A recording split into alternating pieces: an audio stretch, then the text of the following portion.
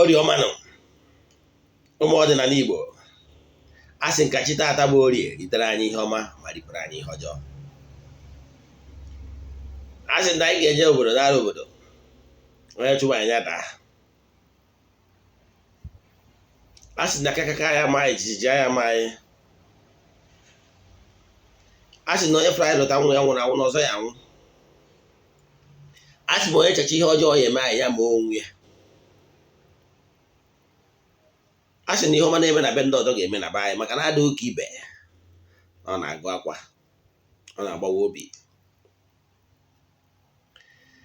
A sị m na anyị gboo n'ihu na anyị ga-ebute mma, anyị gboo n'azụ anyị ebute mma, anyị gboo n'aka ndị anyị ebute mma, anyị gboo n'aka ekpe anyị ga-ebute mma.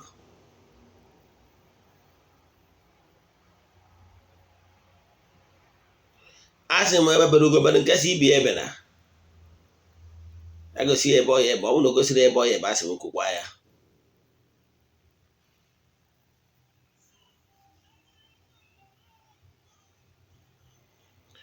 Ifo maka nna asị ya mee onye sị na akwa ya macha mkpama ya bara nke onye echecha ihe ọjọọ ya eme anyị ya ma onwe ya. A sị m ihe ọma dị n'elu ya dara anyị na ọdịnala ya pụrụ anyị omeka ụwa fịa. A sị m onye si ha ji wee dịrị anyị dịgbo onye ana ndụ, onye si ha ji wee nọrọ anyị nọgbuo onye ana ndụ. A sị m na anyị ga-adị ka echi maka na echi adị agwụ agwụ. A sị m onye si na ife anyị na-eme ama enwe isi were isi onye achị ya ka ihe anyị na-eme wee nwe isi ise. Aka m bụkwa onye nke gị Eze-Ana Ugochi tubelu na oraifite. Abụ m onye isi nchụaja Ugochi tubelu na tempụl. Anyị na-alụ gbaa afa miri emi lụkwazi ọrụ mmụọ dị iche iche. Abụ m onye mgbasa ozi ọdịnala Igbo. My mission is to help people live better life. A sị m ihe ọma na-eme na be ndị ọzọ mere na be anyị. A sị na ọmaka ga-eme na anyị ga-apụta ihe na anyị ga-ede ude.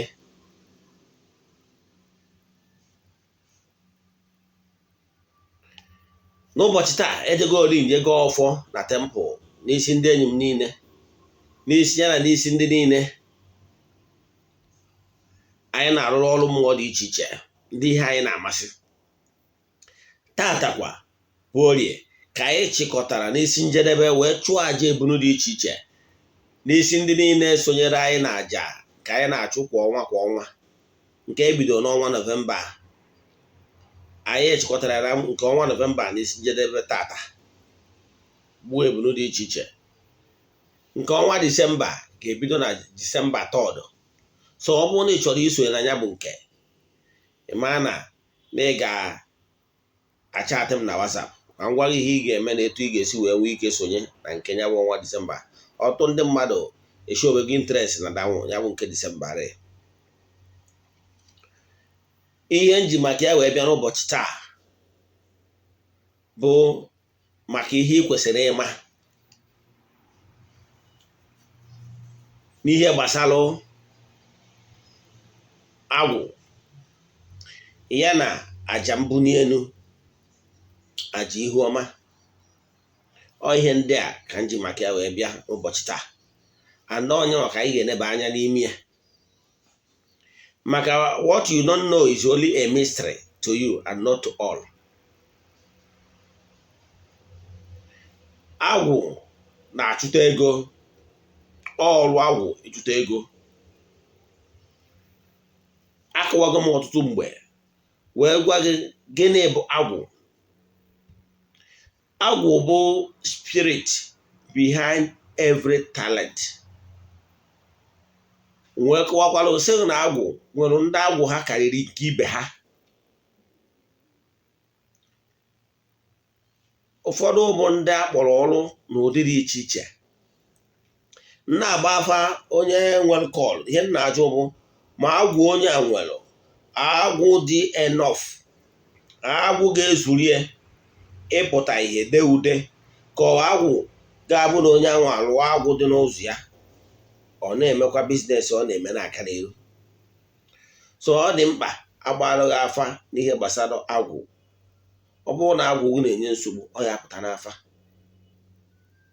Then ọgwa nna ya pụta n'afa, agwaghị ihe ị ga-eme ka agwụ wee pụta ihe.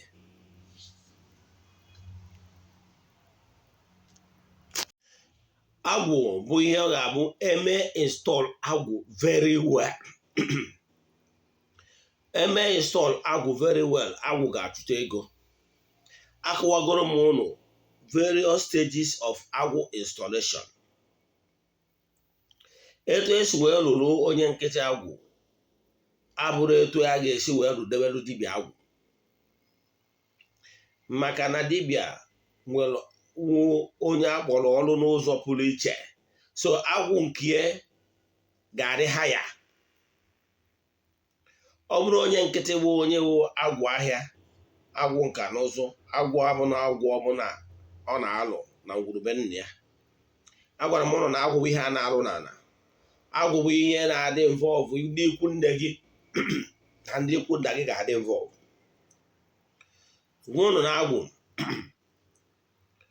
ụbọchị a na-arịọ ọgwụgwọ na famịlị ndị ikwu nne gị jewara ụka, ma ọ bụ famịlị ndị be nna gị jewara ụka, ọ bụghara na ị nwere anụ obi ebe a ga-alụ yawa agwụ. Onye ọbụla si from the same village can represent ndị ikwu nne gị. Onye ọbụla sikwa na the same village with you can represent ndị ikwu nna gị, ghọtara ya? Wee kwubiere ha okwu, maka na ọ nwere a kind of authority ha ga-enyekwa gị esi n'ikwu nne gị wee bịa, ịghọtara ya? Wee kwuo ịlụcha agwụ nke anwa. Ọ bụrụ na iwe onye biznes, ị na-emere onwe biznes, ihe ị ga na-eme wee nọ igboro agwụ anụ, ị na-enyeju agwụ ihe afọ, agwụ na-achụtara gị ego. Akụwago m nke a osizie. Mana ọ bụrụ onye bụ dibịa ya ejezi a step further, a step or two step further, maka na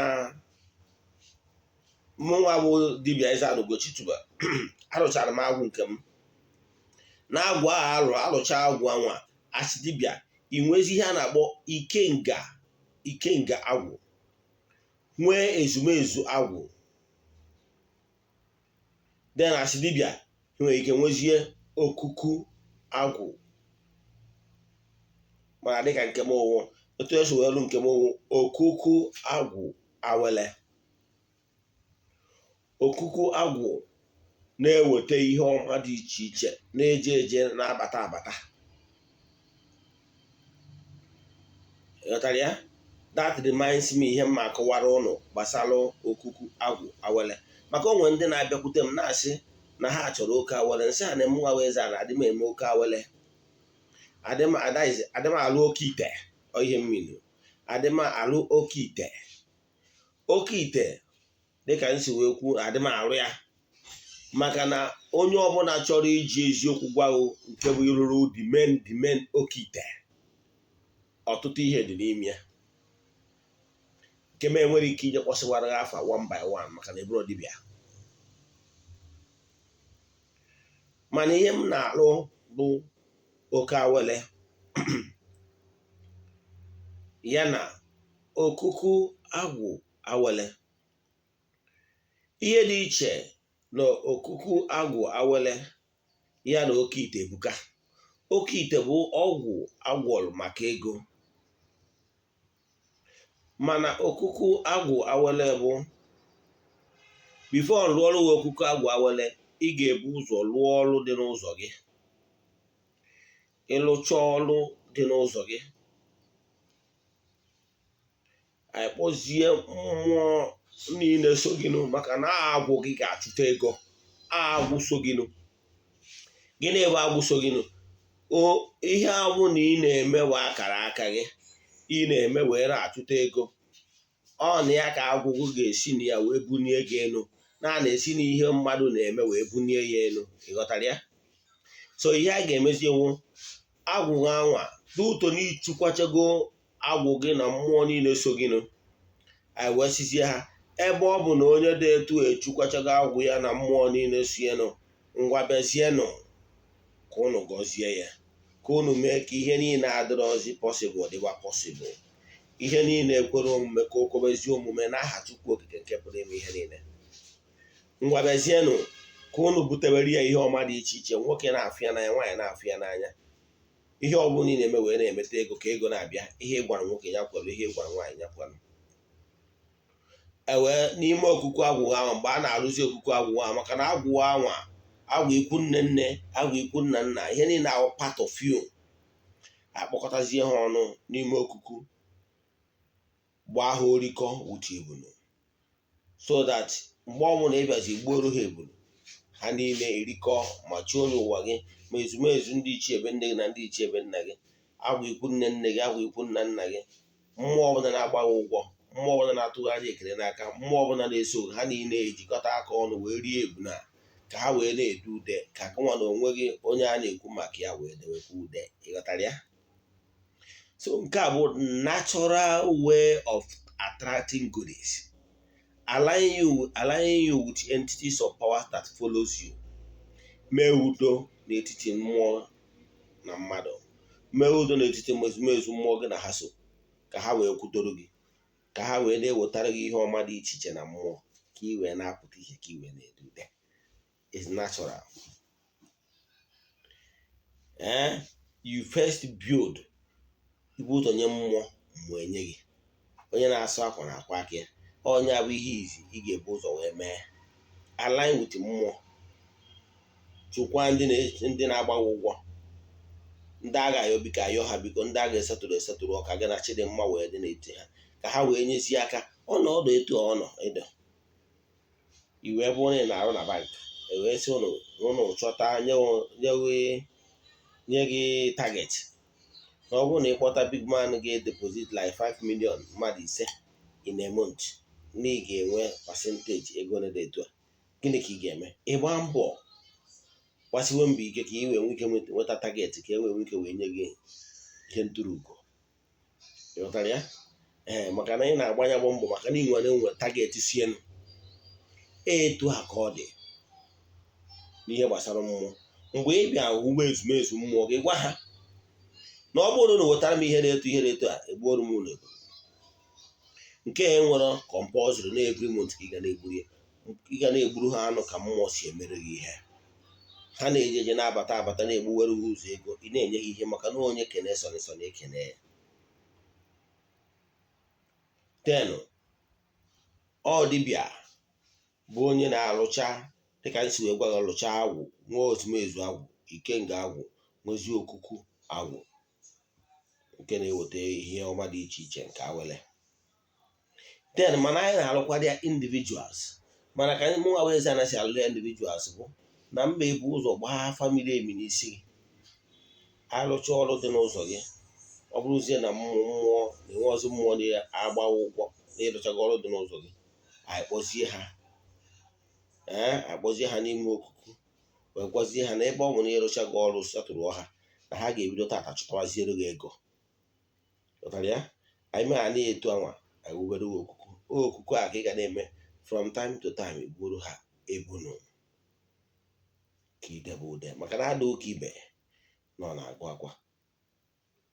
With this, ebunu igburu agwụ gị ka na-achụtara gị ego, ọ na-achụtara gị ego ị na-egburi ebu, ọ na-achụtara gị ego ị na-egburi ebu, ka ọ na-edu ude ka gịnwa na-edu ude. Nke a dị natural, maka na onwere ọgwụ agwọrọ agwọ. Na agwụ nwoke emere activate, is activation of your agwụ. Put them into work, have agreement with them.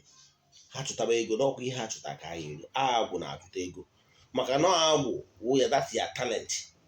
Ị nwere talent eji ewu an orator, ị nwere talent eji akọnvinsi mmadụ, ịgwa mmadụ okwu okwelu, ị nwere talenti eji alụ aka ọlụ ọbụla, ma ọ eji eme biznes ọbụla. Ihe ọbụla i kwuru ọ na-eme na mmezu. Onyinye amara Chineke ga-ahụ atọ ọnụ ọtọ ihe na-achụta ego. O nwere onye pastọ anyị na-arụrụ ọrụ sị m na ife anyị bidoro bara ya ọrụ na ọ na-arụrụ ndị mmadụ, na-enyere ndị mmadụ aka, Chukwu na-esikwa n'aka ya gozie ọtụ ndị mmadụ, mana onye ọ gọzichalụ aba agọzi ya. Onye si n'aka ya wee gọzie ama echetazi ya ọzọ. Ndị niile ọ rụrụ ọrụ ihe dịrị ha mma, onye ihe dịrị mma ochefu si ya nwaanyị na ha ma echefu ma ọ maka na ị haziri ihe dị n'ụzọ gị. That your talent it did not put it to use etu ọ ga-esi wee na-achụtara gị ego. Agwụ gị na-echukwa agwụgwọ si ndọs bido ekpere si ya no na iwu install ya agwụ ọya agwụ anwa ka ọ ga-abụ ị na-enyeju afọ agwụ a na-enyeju afọ maka na onye kene so na ekene ya. So ị na-use your talent but that your talent is not bringing money to you. Tu aka ọ dịkwa nwere ike ịnwe an architect now you are using your talent creating new designs but you still broke. It's because you did not install your agwụ and monetize your agwụ. Kwa agwụ na ọ ga na-achụta ego na bido taa onye maara anyị ihe gbasara agwụ ga-eme install kwubie okwu maka na ọnụ okwu ka Chukwu ji wee kee ụwa ekere ọlụ eke. Dibịa onye ọgwụ ọrụ ya ma ihe gbasara agwụ how to install agwụ properly okwuchi okwu kwubie okwu gwa agwụ ihe ọ ga na-eme na ihe a ga na-enye. Echefukwara na agwụ na-enwe ọpụpụ agwụ na mbata agwụ. Ịstọ agwụ ọfọma agwụ achụtawara gị ego kwesịrị ịda aka ụta. Ị nwere ike ụfọdụ asị m na ya bụ mekanik na ya maara ọrụ ndị mmadụ mana arụcha ọ na ọrịa afụ ego ka ị ga-esi wee fụ ego ebe ọ bụ na ịchụkwara agwụ baakị ya ka agwụ baakị ọrụ gị. Ị nwere talent yes mana ị follow the right channel ka agwụ a wee chụtawara gị ego ka ọ ga-abụ ego ọ na-ejirụtaziri ego ga-abara uru ebe na ọ dị ihe na-achụta ego mana problem ga na-eburu ego a karịa maka ihe anyị na-ayọ Ogbunigwe bụ ka onye anyị akụ karịrị mkpa akụ ga-awụ ezu anyị gbosia mkpa nke anyị enwezie nke anyị ji wee debe ọnya ka mmadụ ji abụ ọgaranya. Ịghọtara ya? Tenu ihe ọzọ chọrọ ịkọwa taa ya wee marịcha agbata ya agwụ. Ị marụ na agwụ dị very important. Isokwana na ndị na-abụ na-arụrụ agwụ n'ịrụrụ agwụ ma iri echukwu agwụ make no difference. Ịghọtara ya?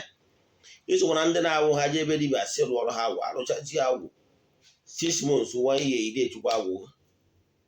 Kedu ihe ị na-atụ anya emeghị mgbe ahụ ebe ọ na-echukwa gị agwụ gị mana ịdị echukwu agwụ gị ịdị alụ ọrụ na-ementenụ ya agwụ ịma na ya agwụ ya nọ inactive ịmara ịnọ ka onye mepere akaụntụ bank mana ịdị akwụnye ụgwọ na ya akaụntụ adịrị active ego adị abata ọ dị apụ apụ.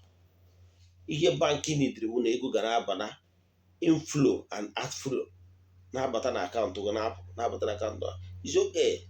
Your active account is very active mana ebe ya akaụntụ nọ no inflow no outflow your account is inactive.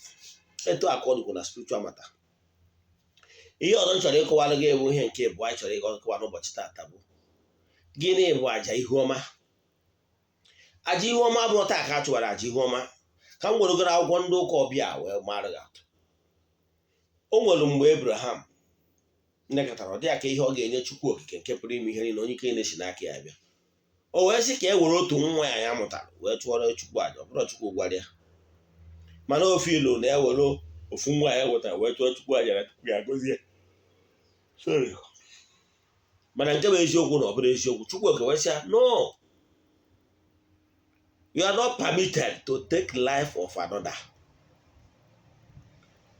Si anyị emerekwara nwa ahụ untie him and ekwara ka o merụọ ahụ ọbụla.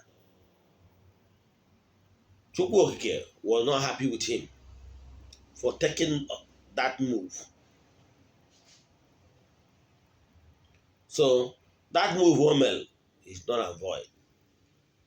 So ọ na-atara ya Chukwu okike wee sị ya nwe ya na ya n'aka na ọ ga-afụ ebu ya were ebu na-achụọrọ ya aja. Is okay. So ọkwa nye akwụkwọ mistake ndị mmadụ na-eme n'oge egeta. Aja eburu is well accepted. Eburu na-edu ude egwuru mbọsị gara aga nna akụrụ wee gwa ndị mmadụ na ofu eburu karịrị ọkọ 20. Si ya maka na ọhịa chi ọba anọ.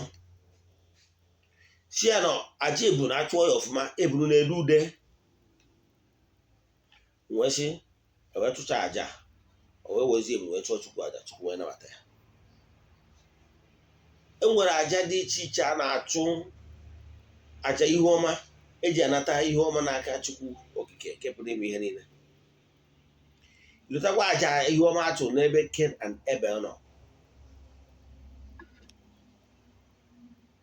Cain and Abel.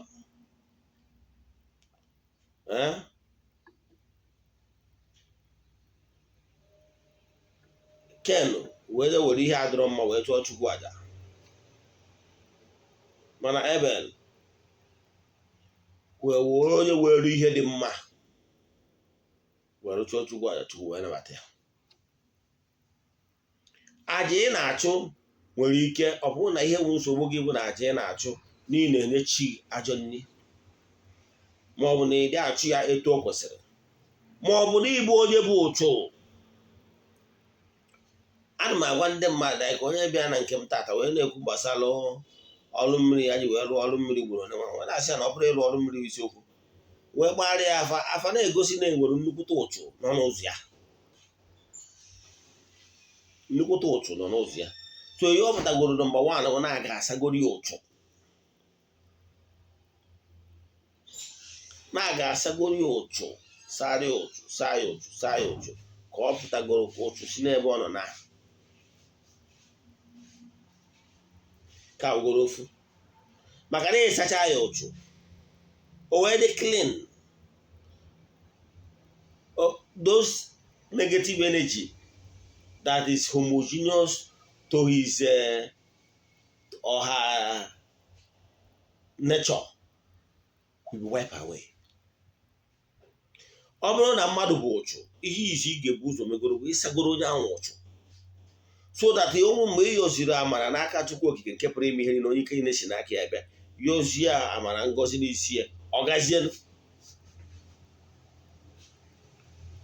Mana ọ bụrụ na onye ị na-ayọ abụrụ onye ụchụ dị n'ụzọ ya, kedu ka ọ ga-esi wee gazi? Onye na-ayọrọ ayịyọ bụrụ onye ụchụ dị n'ụzọ ya, na ihizi ihe ebugoro ụzọ bee ewu ịmagoro na ịgba afa mmiri emi, magoro na ụchụ dị n'ụzọ na ụchụ dị n'ụzọ onye asagoro ụchụ. Nke abụọ, ihe anaghị na ya wutichi na ọchị bụ ụzọ. Ndị Igbo na-atụ nsị na onye nye na chi ya, onye bụrụ chi ụzọ gbagbuo onwe ya n'ọsọ. So ị ga-aga na chi gị ga-akwụrịrị ka ị ghara ịgbagbuo onwe gị n'ọsọ. Imesizie nke awa then onye na-arụziri ọrụ mmụọ kpọrọgoro eji arụzie ọrụ mmiri, follow this method na-agwa lụọ ọfụma, ọ gazie. Mana ihe na-eso na-eme na ihe ị na-alụ adịghị agazi ewu na isi ede ọfụ egwowara isi ajụ, ịhapịa je gwowara ike ajụ. Ọnya mata ụfọdụ ndị mmadụ egbugoro onye a kpọrọ ọrụ ịnidiri ka ị nwee ementọ, weda ma ihe arụ n'ụka ma ọ na ihe arụ n'ọdịnala. Ana m arụ n'ọdịnala, mana e nwere ndị na-arụ n'ụka ma mwa bụ dia mentọ, na-agbaziri ha si etu ame si etu ame si etu ame, ma ndị na-arụ n'ọdịnala ghọtara ya. Mana ọ bụrụ mmadụ niile ka agwụ ya na-ekwe ka ọ rụọ n'ụka, mana ndị nke ha kwere ka ha rụọ n'ụka kawakwa ahụ ịfụ na ị nwere onye na-aga ede oke ị ghara ide eme ọtọnọ. Ụfọdụ ndị mmadụ ịbata na ọrụ ụfọdụ ha ya alụ ha aga aga awụ ọtọnọ, ha efororo normal process. Ịmara na ndị mmiri nwere ike ịgba mmadụ ụchụ, ịmara ha nwere ike ịgba ụchụ ma ọ bụrụ na imere ihe ị kwesịrị ime ka ihe ị kwesịrị ịma. Aja mbuni elu, ịchọ ka mkpọsịwara gị ebe a chụrụ aja mbuni elu na akwụkwọ ndị ụka ọbịa. Aja mmadụ na-achụ, akwụkwọ ndị ụka ọbịa sị sin is a reproach, righteousness is not a notion. So for you to be part and benefit na aja mbuni elu, aja ihuoma, he must be somebody that is paying attention to the natural laws that governs the universe. He must try to live a good life. Because you will not be in a better position to attract those positive energy, meaning positive gift from the light region. Anyị na-achụrụ aja, anyị mechiri aja mbuni elu anyị chụrụ n'izu a. Ọgwụ ụzọ mmadụ si eketa oke na aja ibuni elu na aja ihuoma. A chụọ aja dị etu a wee yozie mmụọ si ya ngwa gọzie onye dị etu a ka chi dị mma dị ka egwu ọma wee gụba. Aja mbuni elu a ga-eme ka isi n'ọnọdụ dị ala wee bunie elu. O nwere ndị ọnọdụ ha dị too pathetic na truly na ha na-akụ ụta. Ayịyọm n'aha Chukwu Okike nke pụrụ ime ihe niile, onye ike niile si n'aka ya bịa, bụ na ọtụtụ ndị mmadụ ndị ọ na-ewute n'obi n'ọnọdụ ha furu onwe ha na ọ dịrọzi mma, ha wee chighata n'ọdịnala n'eziokwu na ezi asụsụ. A sị na Chukwu Okike agba ha ume. Ọ bụgodu na ị nwere ego, create time eji ekwubi okwu, eji aga ọfọ, ekwuo na ya kwuo sie ya ike, na ị ga-amarịrị ka esi achụ aja ihuoma, aja mbuni elu. O nwere aja n'idiri na a na-achụ ya, nọ aja abụrụ aja ị ga-achụwuru onwe gị. Onye agbatara na ana-edo bifo ya bụrụ dibịa, ị kwesịrị ka ị mee folo normal process wa akpa aja. Akpa aja, gịnị wee akpa aja? Akpa aja awụ obere akpa dibịa na-eko n'akụkụ. Ọtụtụ ihe dị n'ime ya. Dibịa nwere ike ọ na-eji ụfọdụ ihe, nwere ike ihe ndị ihe ụfọdụ anụzụ ma edo ma ihe ụfọdụ adịgo n'ime akwa dị n'ime, so that o nwere ebe ya apụta ofu denja, o wepụta akwa dị n'ime were gbara isi onwe ya, chụpụ aja ka chi dị mma wee dịrị ya. Ụmụ ihe a ka ị kwesịrị ịma. Ịkụziri ọta. Condition you are now today does not start today. Your condition you are passing through is because ị medoro ihe dị n'agwụ gị. Ị gbara ọkụ ka esi achụ aja, and iwe ọkwa onye nchụaja na-achụrụ gị aja na-ebi ụdị ihe na-akpọ personal relation PR n'ụzọ gị, ka mmụọ wee kwudoro gị. Ịmara na mmụọ ga-eme ka ihe ndị adịrọ possible ka ha dị possible. Ịmara na mmụọ ga-eme mmadụ kwesị agị nkwa ka o mee nkwa. Ichere onye ya na-ayọ ego ka onye ga-ego, ichere ọsọ gị nwa bụ onye na-ayọ ya ego.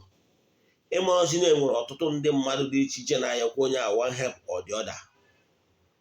Gịnị ka ọ dị ka ihe ọ ga-abụ ime ka onye a wee fụta inyere gị aka as what is so important than others? You must build personal relation with mmụọ ka mmụọ wee gọzie gị. And nwere mmụọ ọbụla ga-agọzi gị karịrị mmụọ a na mgbe nna gị. Very important.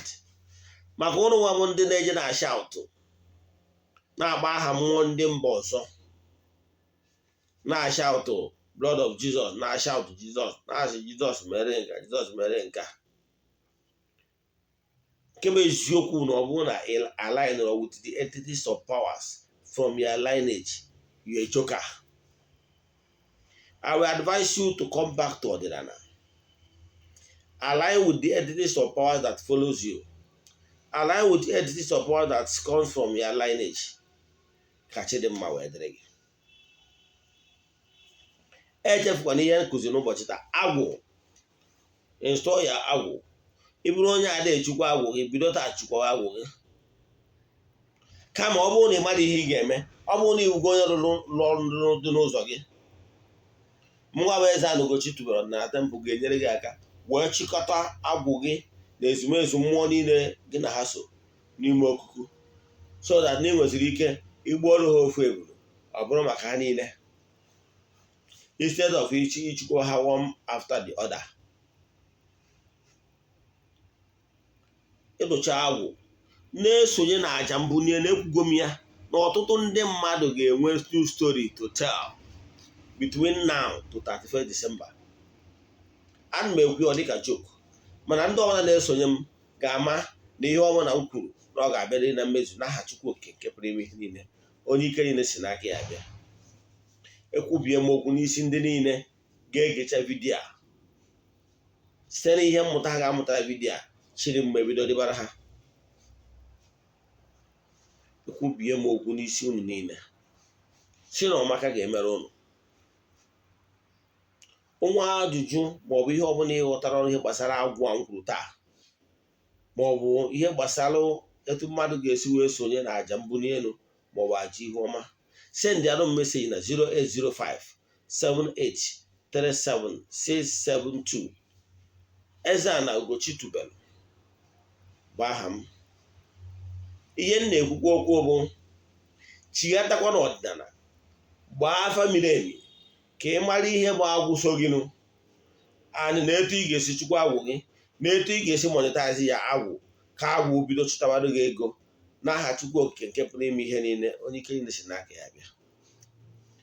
Ekwubikwazie m okwu n'isi ndị niile na-enelecha vidiyo atụsara ya onye ọzọ ka ndị ọzọ tụrụ wọchị ya.